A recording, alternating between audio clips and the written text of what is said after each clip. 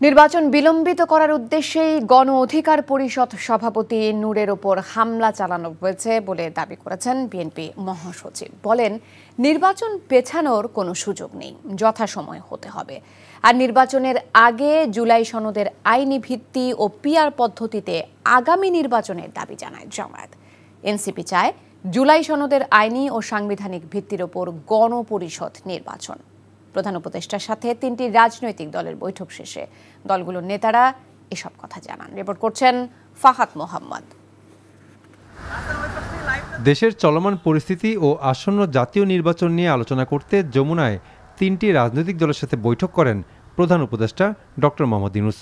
BNP মহাসচিব মির্জা ফখরুল ইসলাম আলমগীরের নেতৃত্বে ৮ সদস্যের প্রতিনিধি দল বৈঠকে অংশ নেয়। প্রায় ১ ঘণ্টার বৈঠক শেষে বিএনপি মহাসচিব ব্রিফিংয়ে জানান, নির্বাচন বিলম্বিত করতে নানা ষড়যন্ত্র চলছে, তবে তা ফলপ্রসূ হবে না। প্রধান উপদেষ্টা তার সম্পূর্ণ অধিকার রয়েছে দেশের সবচেয়ে বড় রাজনৈতিক দলের নেতার সঙ্গে তিনি কথা বলবেন। এটা হচ্ছে তার এখতিয়ার, এটা তার নিজস্ব এখতিয়ার এবং সেটা তিনি বলেছেন এবং আলোচনা ফলপ্রসূ হয়েছে।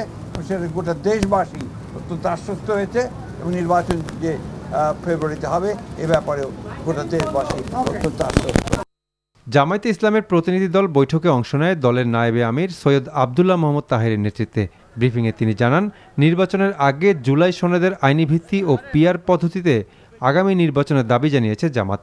এখন পর্যন্ত আমরা শুধুমাত্র ঐকমত্যে পৌঁছেছি, কিন্তু এটার আইনি ভিত্তি এবং বাস্তবায়নের ক্ষেত্রে দু একটি দল বাধা দিচ্ছে, একমত হচ্ছে না।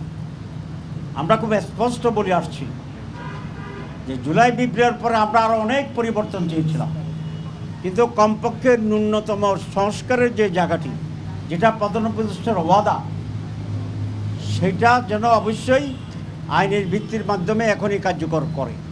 আমরা চার্টারের পূর্ণ বাস্তবায়ন চাই এবং এই চার্টারের ভিত্তিতে আগামী নির্বাচন হইতে হবে। এনসিপি ৪ সদস্যের প্রতিনিধি দল বৈঠক করে প্রধান উপদেষ্টার সাথে জুলাই সনদের আইনি ও সাংবিধানিক ভিত্তির উপর গণপরিষদ নির্বাচনের দাবি জানায় দলটি। আর জাতীয় পার্টির সাংগঠনিক কার্যক্রম স্থগিত করতে সরকারকে আরও কার্যকর ও সুস্পষ্ট পদক্ষেপ নিতে বলেছে এনসিপি।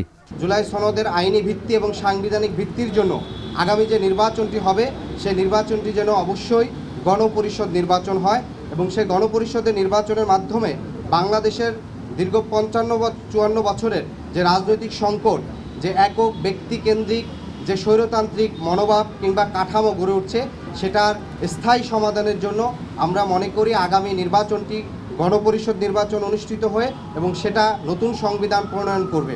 বৈঠকের বিষয়ে প্রধান উপদেষ্টা প্রেস সচিব জানান, প্রধান উপদেষ্টা ঘোষিত নির্ধারিত সময়েই আগামী নির্বাচন অনুষ্ঠিত হবে।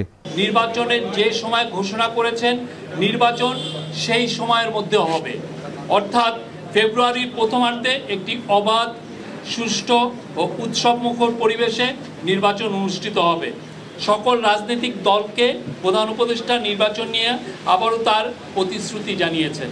দুর্গাপূজা ঘিরে কেউ যাতে কোনো অস্থিতিশীল পরিস্থিতি তৈরি করতে না পারে, সেজন্য সব রাজনৈতিক দলকে ঐক্যবদ্ধ থাকার আহ্বান জানান doctor Mohammad Yunus. Fahad Mohammad, NTV news, Dhaka. Bundle থাকলে প্রতি সেনমানিতে টাকা বাঁচবে। বিকাশ সেনমানি বান্ডেল কিনে জিতুন প্রতি লেনদেনে।